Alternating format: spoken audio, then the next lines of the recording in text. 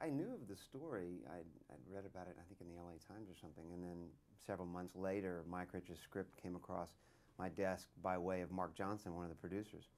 And I read it, and I thought that Mike did a really terrific job, you know, kind of bringing out certain themes that were interesting to me, as well as making Texas a real character in the movie, which was important to me because I'm from Texas. So, you know, I became interested at that point, and it wasn't until a few months later that I decided that I wanted to go in and interview for the job, but I would say my interest was sparked at the start from that. And what are some of the themes that were important to you that you liked? Well, I think going after your dreams, it's not so much achieving them, I think, is going after them. It's more important than getting them. But also the father-son relationships, and I always looked at this movie as very much about kind of hope and a legacy that you leave through fathers and sons and families and that kind of thing. And I read that your dad was a coach, and that you, like you said, you're from Texas. What makes Texas life unique, and what about your experience? What do you think makes Texas unique in terms of like this story, and in general? Because Texas is kind of has its own little thing about it. No doubt. You know what? I think that both from the movie standpoint as well as just looking at the state, there's some similarities in terms of the outsizedness of it. We look at Texas as being this massive place with, you know, big personalities and wide open spaces, and I think the rest of the world looks at it that way too. I mean, love them, hate them, Texans are Texans first and kind of Americans second, actually. This movie was one where I thought that taking place in West Texas is more a place of silence and wide open spaces and, you know, no gas for the next 200 miles kind of stuff. And I think it's just a character. I think silence is a really interesting character, and it's also cinematically the way that John Schwartzman and I wanted to shoot it with a widescreen approach to really make it feel kind of empty, like these are small but important people against a big backdrop. And using Dennis Quaid, how did you know that he would be the right person for to portray Jim? Well, I've always been a huge fan of Dennis, and I feel like that there are few actors in Hollywood that are, how do I put this, that are men. I mean, I don't mean that in a really negative way or anything. It's just there's something about him that has a maturity level that that is earned, you know, both from the movies he's done and also from his personal life. On top of that, he's a Texan, so I knew there would be a certain amount of shorthand that we could go through, both knowing a lot about these people and these places. And can you talk about some of the other people that you chose for this? You know, Rachel Griffith, she has such an amazing range. How did you know that she would be okay to play a Texan? Well, I think you pegged it. She has, you know, such an amazing range. I'd been a big fan. I first saw her in Hillary and Jackie, and had been following her career. And so when we started talking about, you know, who might be good to play the wife, Lori, I said, you know, in my perfect world, I'd say, you know, Rachel Griffith. And he said, well, and Mark Johnson said he thought that was a terrific idea. And he said, well, let's see what the studio thinks. And I thought, they're going to look at it and say, Australian actress, small town Texas, what's right about this?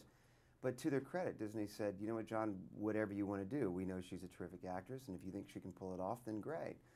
And I didn't even really have to cross my fingers, because I felt like, one, she has such a good ear for dialogue. I knew that the dialect was not going to be a problem at all. And in addition to that, I just think she's beautiful, but she's also real. And I think I really wanted that reality, given the fact that I felt that Lori was kind of the rudder for the movie. And telling a real person's story can be a little bit daunting. How do you overcome this, or how do you deal with it?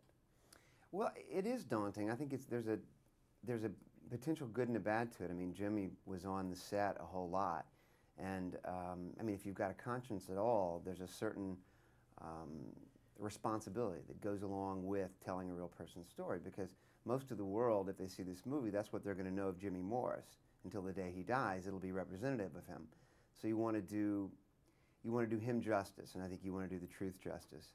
And you don't want to surprise him or any of his friends with something that's going to be embarrassing to them. And I think that's why it's good to have him on the set. That said, he was really supportive of the whole process and was very, very helpful. So it's always difficult, but this was a dream situation with Jimmy.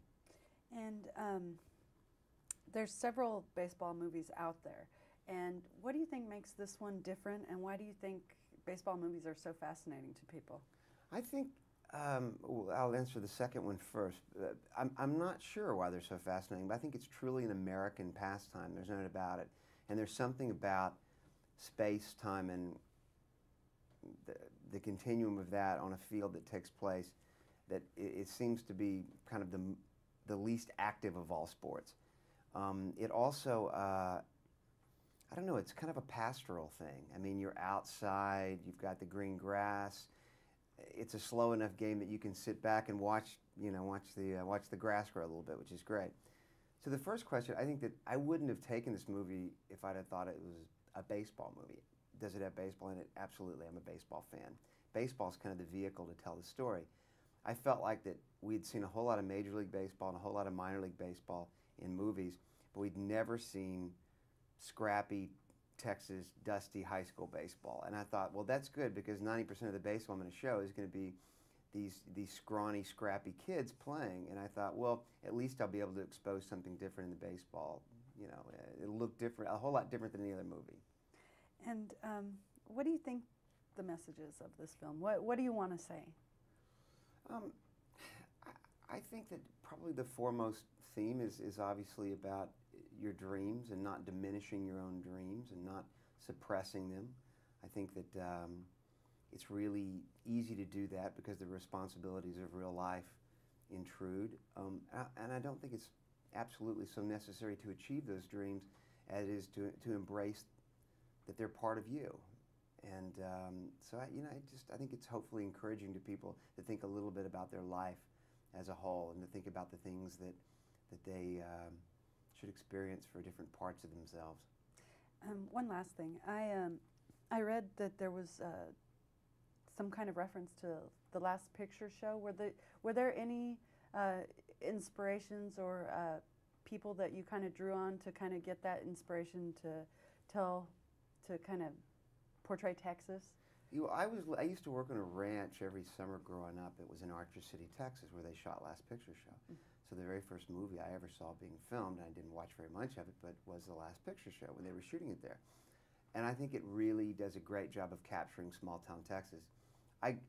Philip Stoyer, our executive producer, got a print of the movie for me, and I showed it to the crew before we started. They're very different movies, but I wanted them to get a feel of some of the space and time and quiet and where you could hear the wind blow and those kinds of things.